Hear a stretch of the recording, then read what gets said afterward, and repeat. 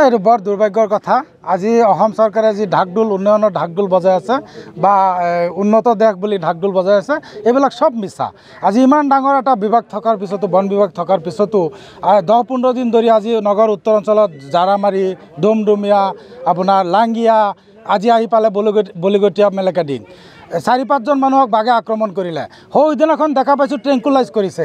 কেনেকুৱা উন্নত দেশত আমি বসবাস কৰি আছোঁ, য'ত ট্ৰেংকুলাইজ কৰি এটা বাঘক কৰায়ত্ব কৰিব নোৱাৰিলে আৰু সেই বন বিভাগে শূন্য দূৰত্বৰ পৰা গুলিয়াই নিৰখ মানুহক হত্যা কৰি দিব পাৰে, এটা বাঘক কৰায়ত্ব কৰিব নোৱাৰে। আমি ধিক্কাৰ জনাইছোঁ এনেকুৱা বন বিভাগক।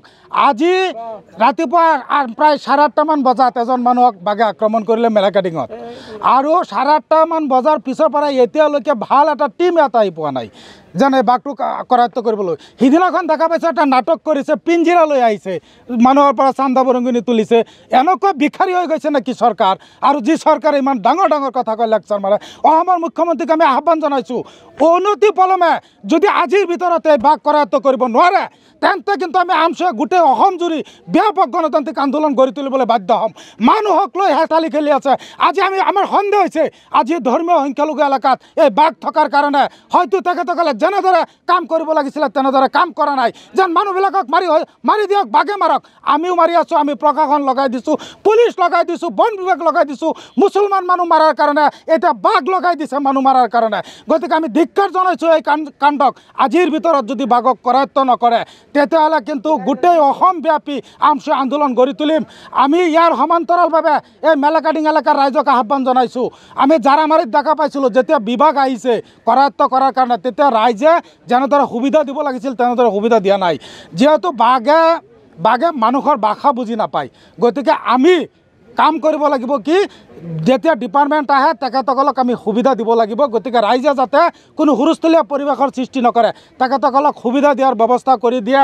আৰু যিকেইজন মানুহক আক্ৰমণ কৰিছে বাঘে, আমি নগাঁও জিলা আয়ুক্তগৰাকীক আমি আহ্বান জনাইছোঁ, আপুনি তেখেতসকলক চিকিৎসাৰ ব্যৱস্থা কৰক। আজি যিজনক আক্ৰমণ কৰিছে, বেলেগৰ ঘৰত থাকে এই মানুহজন, ইমান দুখীয়া, দিন হাজিৰা কৰিলেহে পৰিয়ালটো চলে, তেনেকুৱা মানুহক আক্ৰমণ কৰিছে। এই মানুহজনক ক্ষতিপূৰণ দিয়াৰ ব্যৱস্থা কৰক। ইতিমধ্যে মই আজি 5 মিনিট আগত জিলা আয়ুক্তৰ লগত কথা পাতিছোঁ ফোন যোগে। তেখেতে মোক জনাইছে গুৱাহাটী আৰু কাজিৰঙাৰ পৰা টিম আহিছে, ড্ৰোনৰ জৰিয়তে মোক আশ্বাস দিছে যেন আজিৰ ভিতৰত কৰায়ত্ব কৰিব বুলি এটা আহ্বান জনাইছে ৰাইজৰ প্ৰতি, যাতে ৰাইজে সেই সুবিধাখন দিয়ে। এইটো বৰ দুৰ্ভাগ্যৰ কথা। আজি অসম চৰকাৰে যি ঢাকঢোল উন্নয়নৰ ঢাকঢোল বজাই আছে বা উন্নত দেশ বুলি ঢাকঢোল বজাই আছে, এইবিলাক চব মিছা।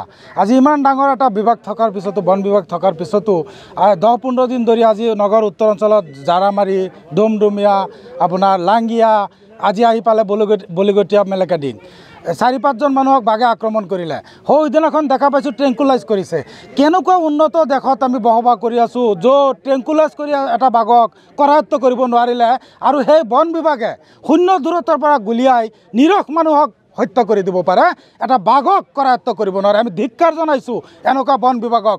আজি ৰাতিপুৱা প্ৰায় 8:30মান বজাত এজন মানুহক বাঘে আক্ৰমণ কৰিলে মেলেকাডিঙত, আৰু 8:30মান বজাৰ পিছৰ পৰা এতিয়ালৈকে ভাল এটা টিম এটা আহি পোৱা নাই যেনে বাঘটো কৰায়ত্ব কৰিবলৈ। সিদিনাখন দেখা পাইছে এটা নাটক কৰিছে, পিঞ্জিৰা লৈ আহিছে, মানুহৰ পৰা চান্দা বৰঙণি তুলিছে। এনেকুৱা ভিখাৰী হৈ গৈছে নেকি চৰকাৰ? আৰু যি চৰকাৰে ইমান ডাঙৰ ডাঙৰ কথা কয়, লেকচাৰ মাৰে। অসমৰ মুখ্যমন্ত্ৰীক আমি আহ্বান জনাইছোঁ, অনতি পলমে যদি আজিৰ ভিতৰতে বাঘ কৰায়ত্ব কৰিব নোৱাৰে, তেন্তে কিন্তু আমি আমছুৱে গোটেই অসম জুৰি ব্যাপক গণতান্ত্ৰিক আন্দোলন গঢ়ি তুলিবলৈ বাধ্য হ'ম। মানুহক লৈ হেতালি খেলি আছে। আজি আমাৰ সন্দেহ হৈছে, আজি ধৰ্মীয় সংখ্যালঘু এলেকাত এই বাঘ থকাৰ কাৰণে হয়তো তেখেতসকলে যেনেদৰে কাম কৰিব লাগিছিলে তেনেদৰে কাম কৰা নাই। যেন মানুহবিলাকক মাৰি দিয়ক, বাঘে মাৰক। আমিও মাৰি আছোঁ, আমি প্ৰশাসন লগাই দিছোঁ, পুলিচ লগাই দিছোঁ, বন বিভাগ লগাই দিছোঁ। মুছলমান মানুহ মাৰাৰ কাৰণে এতিয়া বাঘ লগাই দিছে মানুহ মাৰাৰ কাৰণে। গতিকে আমি ধিক্কাৰ জনাইছোঁ এই কাণ্ডক। আজিৰ ভিতৰত যদি বাঘক কৰায়ত্ব নকৰে, তেতিয়াহ'লে কিন্তু গোটেই অসমব্যাপী আমছুৱে আন্দোলন গঢ়ি তুলিম। আমি ইয়াৰ সমান্তৰালভাৱে এই মেলেকাডিং এলেকাৰ ৰাইজক আহ্বান জনাইছোঁ। আমি জাৰামাৰীত দেখা পাইছিলোঁ, যেতিয়া বিভাগ আহিছে কৰায়ত্ব কৰাৰ কাৰণে, তেতিয়া ৰাইজে যেনেদৰে সুবিধা দিব লাগিছিল তেনেদৰে সুবিধা দিয়া নাই।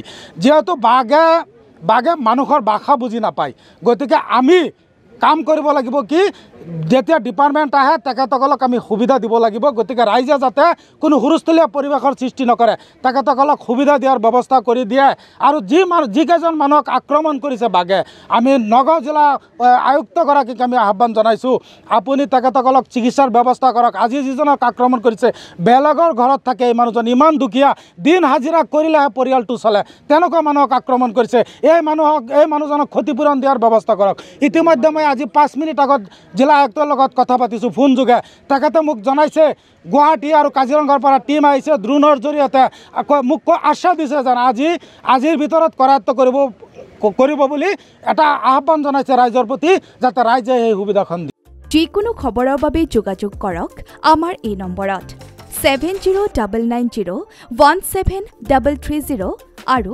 7099017110